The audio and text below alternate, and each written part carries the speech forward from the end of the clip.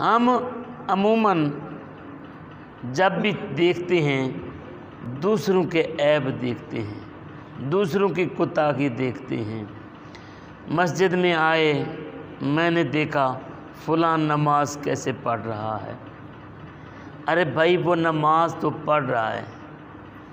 شیخ Saadi رحمۃ اللہ علیہ فرماتے ہیں کہ ایک محفل لگی ہوئی تھی، باپ بیٹا اس مجلس میں چلے گئے، محفل ختم ہوئی، سارے لوگ سو گئے، وہ باپ بیٹا نفلیں شروع کر کے نماز پڑھنے لگے۔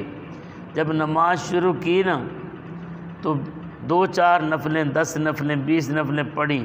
بیٹا کہنے لگا ابو یہ کتنے گھٹیا لوگ ہیں، یہ کتنے بدبخت لوگ ہیں، یہ ان کو آخرت کی فکر ہی نہیں ہے۔ یہ دیکھو یہ سوئے ہوئے ہیں، اگر یہ جاگ کر 2 نفلیں پڑھ لیتے تو ان کا کیا جاتا۔ باپ نے کہا بیٹا تو بھی جا کر سو جا، اس سے بہتر ہے کہ تو دوسروں کے عیب ڈھونڈے، اس سے بہتر ہے کہ تو دوسروں کے نقص ڈھونڈے، اس سے بہتر ہے کہ تو دوسروں کی غیبت کرے، اس سے بہتر ہے کہ تو دوسروں کے بارے میں باتیں کرے اور رب کو ناراض کرے۔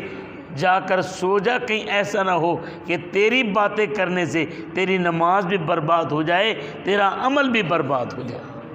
اس لیے ہمیں جو سب سے پہلا کام کرنا ہے وہ کوشش کریں کہ ہم دوسروں کے عیب ڈھونڈنے کے بجائے ہم اپنی اصلاح کی کوشش کریں۔